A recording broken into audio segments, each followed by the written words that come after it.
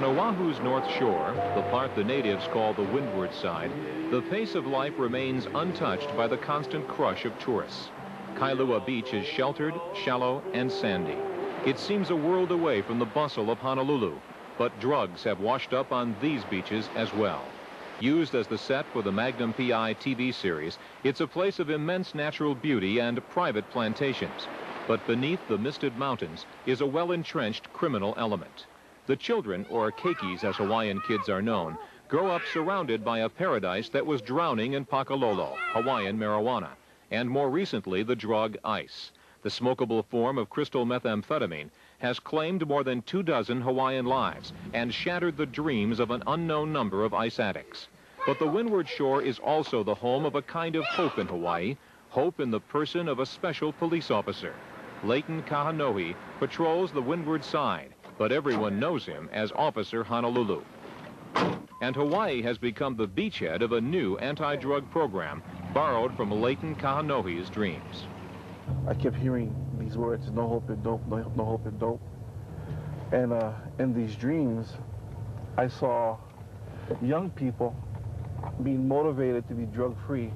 Kaonohi's plan called for celebrities to speak out and say that drugs are not a part of their lives, especially sports and entertainment stars. The celebrities said yes. The key for you and me is to stay drug-free, because remember, there's no hope in dope.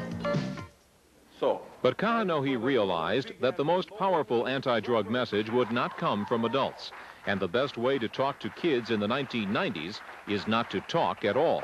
The best way is to rap.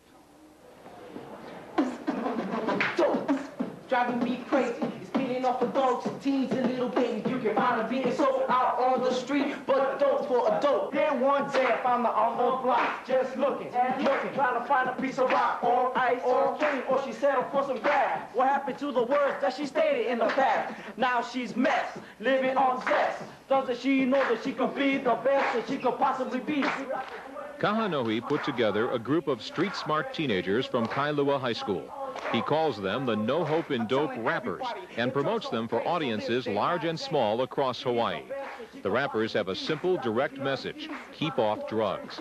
They found an audience in Hawaii where surveys show 1 out of every 4 high school students uses drugs. Yeah, my name is D&D, and the key is for me is just to have a state of mind and to be drug-free. So listen up to the rhymes to say. I'm trying to tell all the fools that drugs don't pay, because drugs is the thing that we're talking about. And yeah, you think you won the battle, but you're losing the bout. The rappers are part of a concept of how to deal with the ice problem here in Hawaii. The authorities tell us that only 3% of the ice addicts who actually ask for help are able to stay clean of the drug. So their theory is, why not keep people from using the drug in the first place? This is a typical pipe. Therapist Dr. Joseph Gianesio is considered an ice expert. At his Castle Treatment Center in Kailua, he speaks at ice burns seminars staged to give community leaders like this group of clergy the real picture of the ice addict. You know, we've had occasions where we've literally seen mechanic garages where literally every person in the garage is using the drug. Castle is having some success treating ice addicts, but the addiction is so strong, anything, just the sight of an ice pipe or another addict, can send a user running for ice. They call this Main Street. It's an open area in the center of Halava Prison. This is home for hundreds of men just a few miles from the tourist palaces at Waikiki.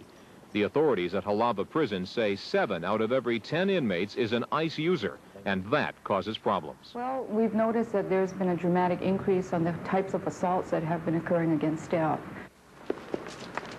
Leighton Kaonohi believes that no one understands the grip of ice better than an addict.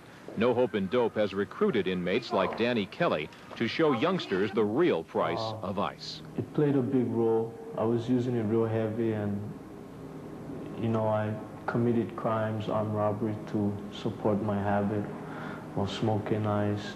Danny says inmates in this prison are still getting the drug and smoking it.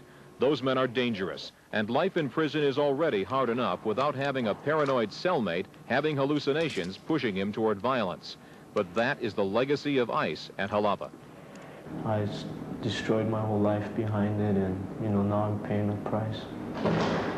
ACOs watch you. The rappers have been to Halava, and they've gotten the message. Now they're trying to pass it on to their peers. Sometimes you want to break down the cry because the drama of life is much too high. Institutional rules and penitentiary time slowly will work into your mind. There's no way out, so you come to understand you're going to spend time in Halava land because it's no fun. Hawaii is afraid it may be losing part of a generation to ICE. The police department is encouraging their officer Honolulu to spread the cold truth about the drug. Teachers like Sam Washington believe Kaonohi's shield of information may be the only shelter from the Hawaiian ice storm.